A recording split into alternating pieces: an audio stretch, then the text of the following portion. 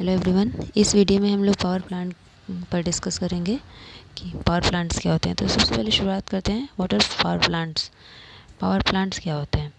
तो power plant मतलब समझिए उत्पादन स्टेशन। तो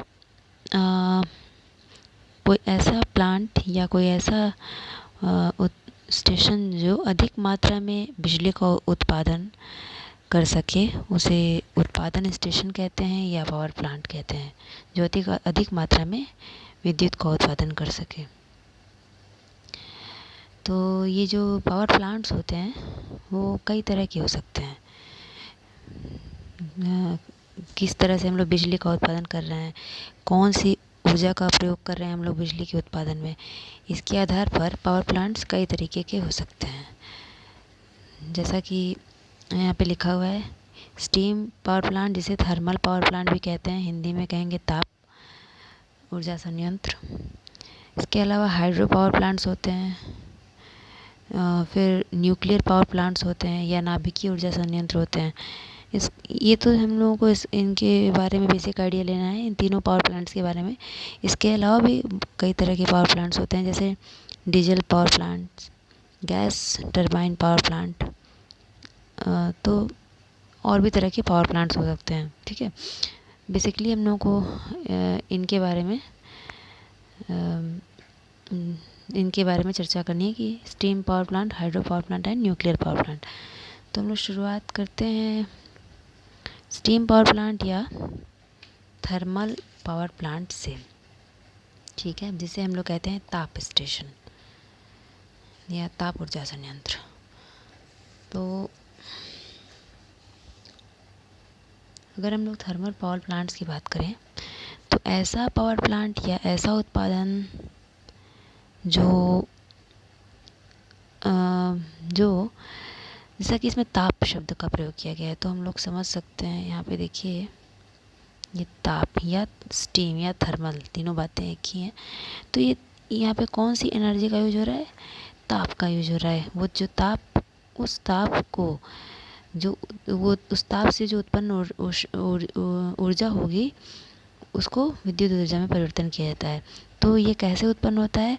इस तरह के पावर प्लांट में कोयले को दहन करने से जो ऊष्मा उत्पन्न होती है, उस ऊर्जा को विद्युत ऊर्जा में परिवर्तित किया जाता है, जिसे हम कहते हैं स्टीम पावर प्लांट या थर्मल पावर प्लांट या ताप ऊर्जा संयंत्र। ठीक है, तो यहाँ पे इसमें हम लोग बेसिकली इसका क्या प्रिंसिपल होता है, कैसे ये काम करता है।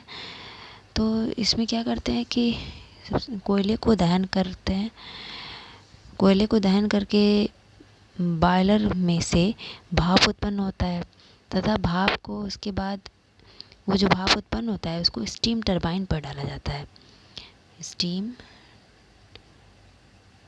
टरबाइन, भाप को स्टीम टरबाइन पर डाला जाता है। और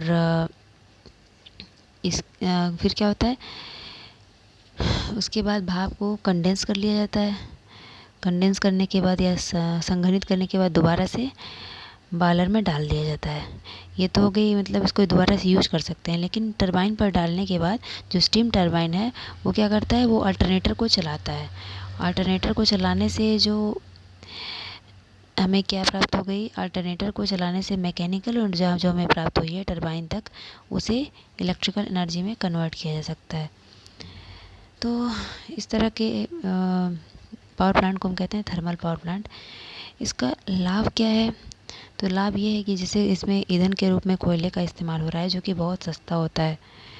ठीक है, इसकी वजह से इसकी शुरुआती लागत जो होगी वो कम होगी दूसरे जो पावर प्लांट्स हैं उनकी अपेक्षा, और यह जगह भी कम घेरता है। इसका जो उत्पादन कीमत है, अगर हम बात करें डीजल पावर प्लांट की, तो उससे उसकी कंपैरिजन में कम होता है।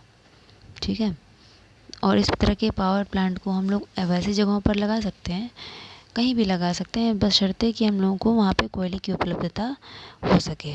तो ऐसे किसी भी जगह पर इस तरह के पावर प्लांट को इस्तेमाल या लगाया जा सकता है। अच्छा, अब इसके कुछ लाभ हैं तो कुछ हानियाँ भी हैं। जैसे ईंधन के रूप में कोयला यूज हो रहा है, तो इसमें जो धुआं, अधिक मात्रा में धुआं उत्पन्न होगा और गैस उत्पन्न होगा, जिसके कारण पॉल्यूशन, वातावरण को हानि पहुंचेगी। ठीक है। अच्छा, इसका शुरुआती कीमत तो कम है, लेकिन अगर बात करें इसके रनिंग कॉस्ट की या इसके चालू कीमत की, तो वो हाइड्रो पावर स्टेशन से ज़्यादा होता है।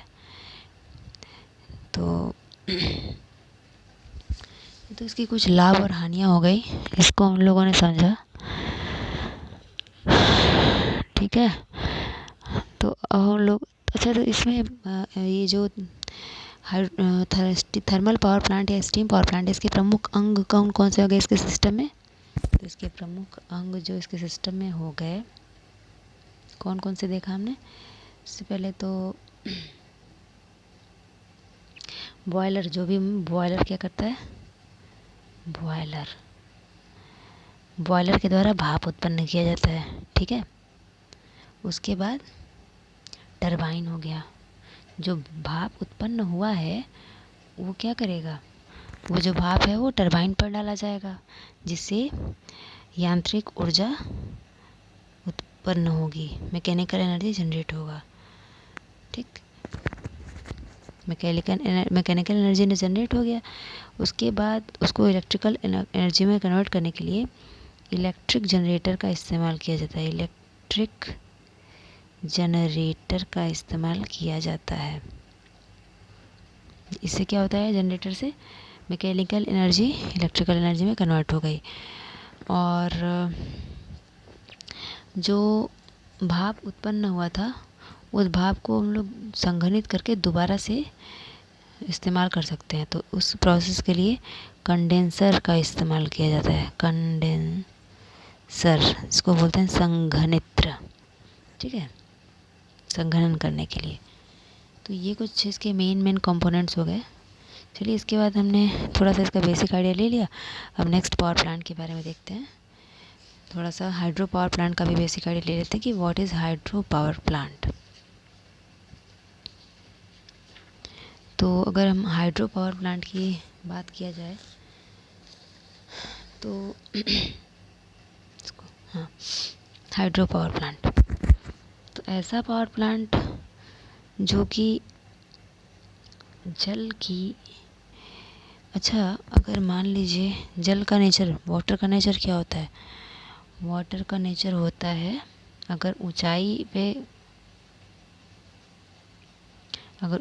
पे कहीं वाटर स्टोर्ड है, ठीक, और उसके बाद ये से स्लोप मिल रहा है, तो वाटर क्या होगा, ये जो ऊंचाई पर जो स्टोर है, इसमें जो एनर्जी है वो किस फॉर्म में स्टोर है? वो पोटेंशियल एनर्जी के रूप में है। ठीक है, पोटेंशियल एनर्जी या स्थितिज ऊर्जा के रूप में। लेकिन जब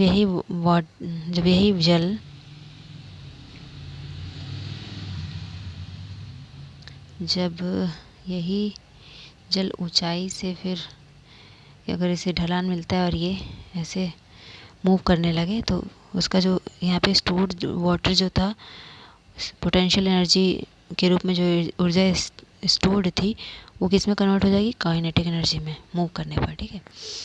तो सबसे पहली बात तो ये हो गई कि विद्युत, जो विद्युत, ऐसा विद्युत जो कि जल से उत्पन्न की गई हो, ऐसा विद्युत या ऐसी इलेक्ट्रिसिटी जो वाटर, जल से, हाइड्रो का मतलब हो गया यहाँ पे वाटर या जल, तो जो जल से उत्पन्न या जल से प्राप्त की गई जो बिजली है या जो विद्युत है, शक्ति, उसे कहते हैं जल विद्युत, हाइड्रो इलेक्ट्रिसिटी। ठीक है। तो ये कैसे मिलता है? तो वही बात अभी जो मैंने आपको समझाया इस डायग्राम में, कि अगर वाटर जो है वो ऊंचाई पर स्टोर की गई है, तो उसकी जो एनर्जी है वो स्थितिज ऊर्जा के रूप में है। तो उस एनर्जी का उपयोग करके गिरते हुए या जो बहते हुए जल है, उसकी ऊर्जा से जो विद्युत उत्पन्न की जाती है, उसे ही कहते हैं जल विद्युत या हाइड्रो इलेक्ट्रिसिटी। और इस तरह के पावर प्लांट को कहते हैं हाइड्रो पावर प्लांट। ठीक है। तो हाइड्रो पावर प्लांट, इसमें होता क्या है, इसमें बेसिकली देखिए, इसमें सबसे पहले कुछ बातें हैं, जैसे कि ये कहाँ कहाँ पे इसका इस्तेमाल कर सकते हैं, स्थान क्या होना चाहिए। तो स्थान ऐसा होना चाहिए जिसका नेचर ऐसा हो कि कोई नदी जो है, कोई जो नदी है वो पहाड़ों के बीच सकरे मार्ग से गुजर रही हो, ठीक है, नदी घाटी में होते हुए, और जो सकरा सा मार्ग है उस पर बांध बनाकर नदी के जल को एक बड़े जलाशय में स्टोर किया जा सके, यहाँ पे स्टोर किया जा सके। और स्टोर करने के बाद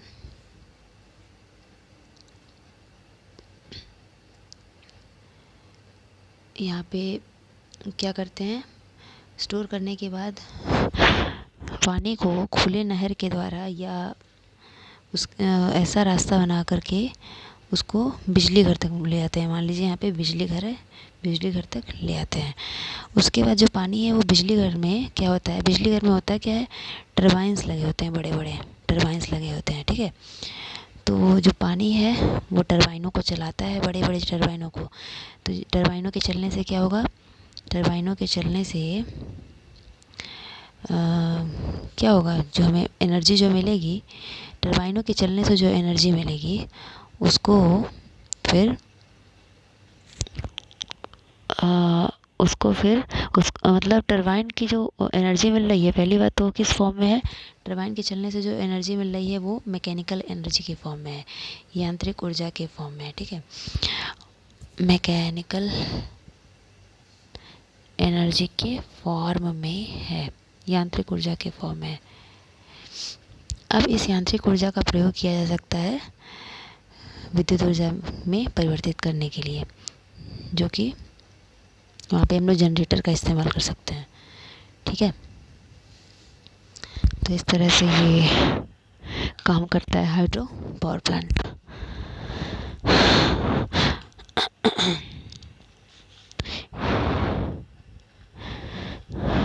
इसके बाद हम लोग जो एक power plant, remaining power plant है न्यूक्लियर पावर प्लांट, उसको भी हम लोग देख लिया जाए एक बार कि क्या क्या इसके बेसिक कंपोनेंट्स हैं, कहाँ पे यूज़ होता है, ठीक है। अच्छा, इसके पहले हाइड्रो पावर प्लांट कहाँ कहाँ पे बनाया जा सकता है, ऐसे जगह पर जहाँ की पानी की उपलब्धता भरपूर मात्रा में हो, ठीक है,